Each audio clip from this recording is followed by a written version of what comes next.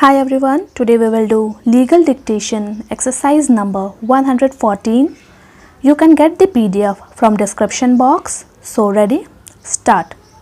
Sri Gupta further argued that in the present case what was prayed for was a writ of quo warranto, and in fact the election of the appellant was not called in question. It was argued that since the writ petitioners came to know about the appellant not belonging to the scheduled caste, and since the post of the chairperson was reserved only for the scheduled caste, therefore the High Court was justified in entering into that question as to whether he really belongs to scheduled caste.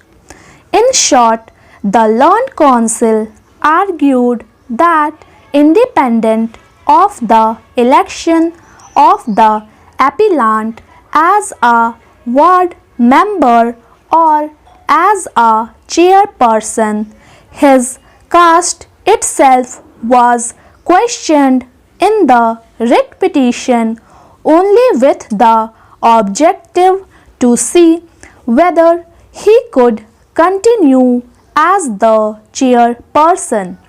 This argument is clearly incorrect, as the continuance of the appellant as the chairperson was not dependent upon something which was posterior to the appellant's election as chairperson. It is not as if some event had taken place after the election of the appellant which created a disqualification to continue as the chairperson.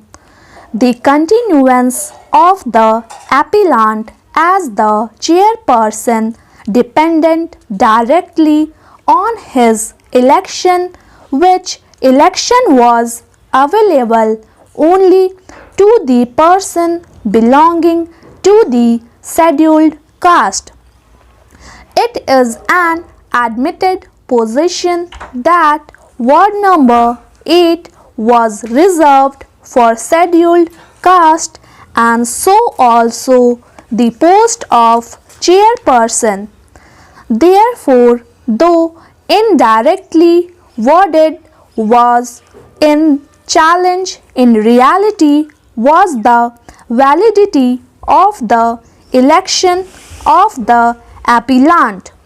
According to the writ petitioner, the appellant could not have been elected as a ward member, nor could he be elected as the chairperson, as he did not belong to the scheduled caste.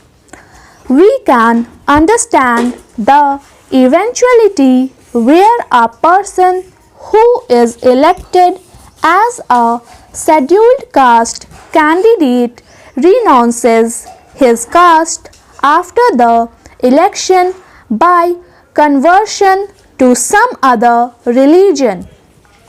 Then a valid writ petition for quo warranto would certainly lie, because then it is not the election of such person which would be in challenge, but his subsequently continuing in his capacity as a person belonging to a particular caste. The counsel for the appellant rightly urged that the question of caste and the election are so inextricably connected that they cannot be separated. Therefore, when the writ petitioners challenged the continuation of the appellant on the ground that he is not belonging to a particular caste. What they in fact challenge is the validity of the election of the appellant, though apparently the petition is for the writ of quo warranto. Again, merely because the appellant was described as being a Christian in the service records did not mean that the appellant was actually a person professing Christian religion. It was not, after all, known as to who had given those details, and further as to whether the details in reality were truthful or not.